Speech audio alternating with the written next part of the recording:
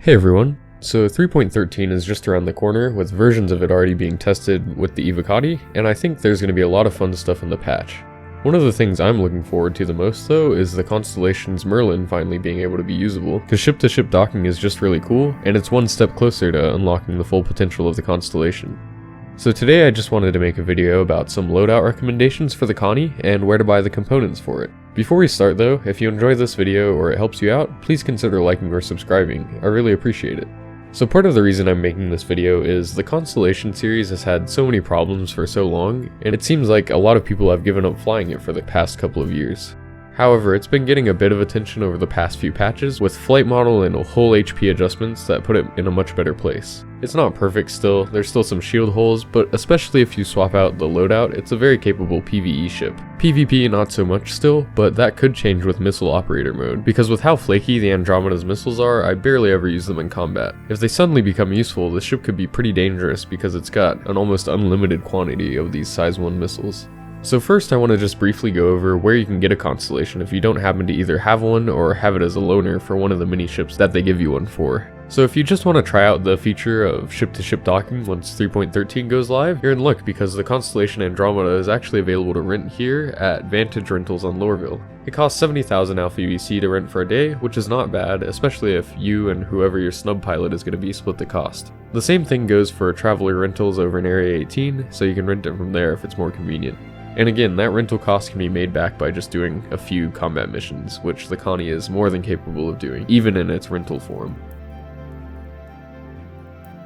If you're feeling a bit fancy though, you can head on over to the Regal Luxury Rentals at New Babbage, and you can go ahead and rent the Phoenix. I'm assuming that docking will work across the whole Constellation lineup, but be sure to check to make sure that's the case before you rent it if you are going for the Phoenix and you just want it to be able to test that feature. The Andromeda is also available for rent here as well, but I wouldn't get it here since it actually costs a decent bit more here than at the other two locations. If you are in New Babbage though, one cool thing that is also located here though is a different paint option for the Constellation, specifically the dark green livery. You do have to leave the spaceport and take the train to the Commons since you buy it here at Omega Pro to get it, and it's also a bit expensive at 180,000 Alpha UEC, but it saves you 750 in real money, and I'm glad to see paints are available for purchase in game. This one isn't my favorite skin, but it's nice to have the option, and I hope they continue to expand this feature as well. Now back to talking about the rentals, if you do rent a Constellation, you are stuck with its stock loadout. This isn't that big of a deal though, because I'd say the stock loadout on the Andromeda and the Phoenix are okay, and you'll still be able to do most of what a fully kitted out Constellation could do, so you won't be missing out on that much. Now if in your time testing these ships out you become a Constellation lover and you want to own the ship, all of the variants are available for purchase over at the new deal in Loreville as well. They range in price from $3.5 million for the Andromeda to $5.6 million for the Phoenix. But I'd say these prices are reasonable except for maybe the Aquila, which is a little bit expensive for not having its exploration features in the game yet, at just under 5 million Alpha UEC. But yeah, with how lucrative bounty hunting is right now, the Andromeda is definitely a worthy investment, and the Phoenix is just a really cool ship, so these definitely could be a cool goal to work towards owning in game. So this next part is for all of you Constellation owners out there. I'm going to go over what upgrades I'd personally make to this ship to make it a little bit better, but as always there's a bit of opinion here, so feel free to share what components you enjoy using in the comments down below. The first main component that often gets swapped out on ships are the weapons, but in the case of the Andromeda, I actually really like the stock CF447 rhinos that it comes with. You can switch out the top two for fixed size 5 CF557 Galderines if you really wanted to, but the Constellation's poor maneuverability combined with the fact that you can't swap out the lower ones since they'd interfere with landing makes me usually stay away from this upgrade. If you do want to have the most possible firepower though, and you don't mind that it's not all gimbaled, you can grab these massive size 5 weapons at the center mass in either Area 18 or at New Babbage. For the other two Constellation variants, they both have other laser cannons, and they aren't my favorites, but they're decent enough that I wouldn't replace them at first until you know that you don't like them. So the Aquila has the M6A cannons, which some might even prefer over the Rhinos due to their higher alpha and slightly longer range, but I prefer the higher fire rate of the Rhinos. The Phoenix comes stock with the Omniscites, which are interesting in the way they fire. They definitely sound awesome. Again, there's nothing really wrong with these, but in my personal experience, I feel like I'm getting the most done using the Rhinos.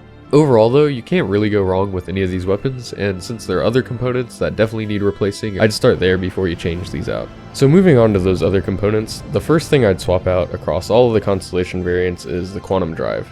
They all come with the Bolin stock, and it's incredibly slow. The crossfield that I'd recommend swapping it out for is more than 3 times as fast, and you still don't really have to worry about quantum fuel, since the Connie could still make the jump from Portal Lazar to Microtech nearly 3 times while using it.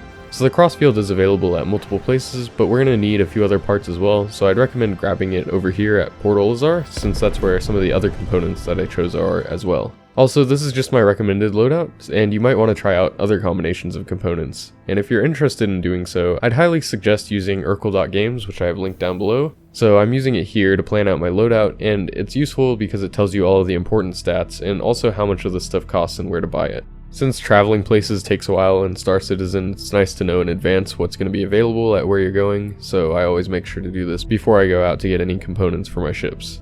So this is the loadout that I decided on here, and you can see it's all available at Portal Lazar.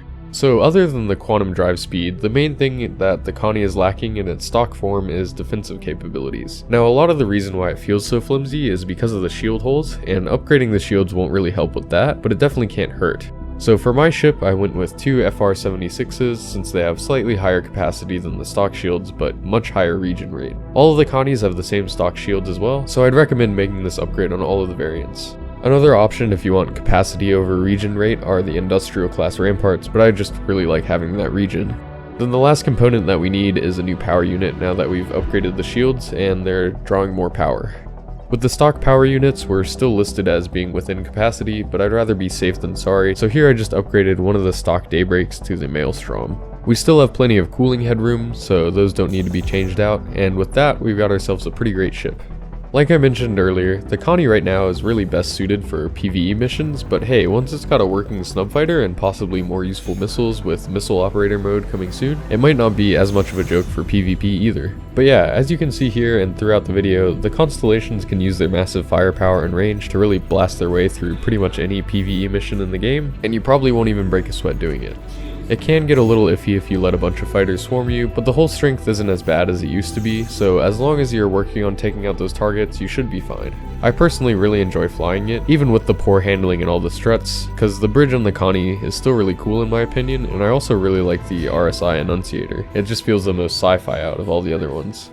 One last thing I wanted to mention though is why I didn't really talk about any ballistic options for the Constellation's weapons. The reason I didn't is because it's such a great PvE ship, but having to constantly rearm and restock all of its ammo would really hinder it in how many missions it could do in a certain amount of time.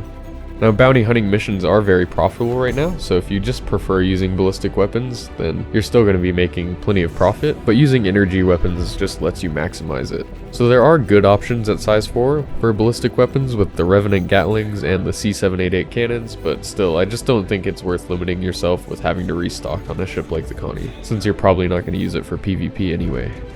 So that's all I have for this video, and be sure to let me know in the comments your thoughts on the Constellations, and if you use them, what your favorite loadouts are. I really love these ships, so I can't wait for them to get even better in 3.13. So I hope you enjoyed this video, and if you did, please consider leaving a like or subscribing. Thanks for watching.